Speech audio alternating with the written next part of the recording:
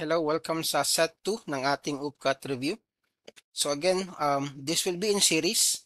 So more or less we will have 5 parts to this one. No? Each part will have more or less 7 questions. So let's do number 1. A farmer has a rectangular field that measures 125 feet by 200 feet. He wants to enclose the field with a fence. What is the total length in feet he will need for the job? So ano yung ating clue word dito? Yung clue word natin will be itong enclose.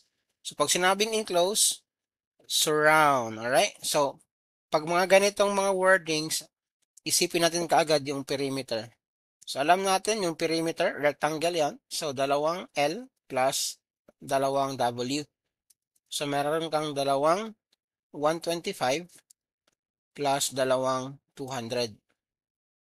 This gives you, that's 250 plus 400. This gives you 650. So this is letter C. Number 1 is letter C. Number 2, use the following diagram. Typo ata to. Use the following diagram to answer questions 2 to 7. So ito yung ating diagram. Number 2 tayo. How many lines can be drawn through point A that are parallel to M? So ito yung ating line M. Ito. Tapos ito yung point A. Ang tinatanong, ilan daw yung line na pwede nating i-draw that will pass through A and then parallel to M. So pag ganito, isa lang yan always. Alright? You can always draw one parallel line given a point no in a line. Isa lang yan. Number 3. How many lines can be drawn through point A that are perpendicular to line L? The same concept with number 2. Pag mga ganitong question, isa lang yan. Automatic. Isa lang yan. Let's do number 4. Which lines are perpendicular?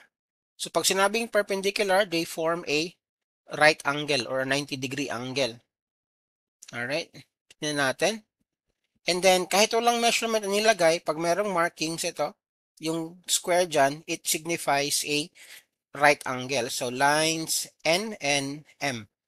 So, they are perpendicular. Anong letter yan? Letter A. Number 5. How many points do line M and L share? Now, pag yung mga lines are, if they're parallel, they don't share a common point. Pag yung lines are intersecting, isang point lang yung kanilang sinishare. That's the point of intersection. If ang line is overlapping, alright, they share every single point, no? So, infinite yung kanilang sinishare. So, let's try to see yung M at saka L. Is it parallel, intersecting, or overlapping? Try natin M and L. M at saka L, they are intersecting lines. So, isa lang yung kanilang common point, the point of intersection. So, number 5, isa lang yan. Number 6, point A is what? Between lines L and N. On lines L and N. On line L but not line N. On line N but not line L. So, try natin yung point A. Asan ba yung point A? With respect to lines L at saka N. So, ito yung line L. Ito yung point A. Ito yung line N. So, as you can see here, yung point A natin is the intersection of lines N at saka L. So, meaning to say, yung point A is on line N and at the same time on line L. So, what letter is that? That's letter B. Let's do number 7. Which set of lines, are transversals? Now, tandaan natin, pag sinabing transversal, it's a line that will pass through two lines, no? Two or more lines in different places. So, example, meron kang ganyan, dalawang lines.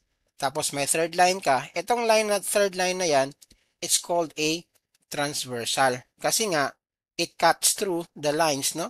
In two different places.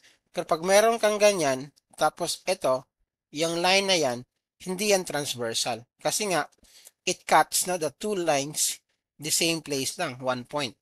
So, hanapin natin ngayon, asan sa kanila, yung nag-cut, ng two lines, no, in two different places.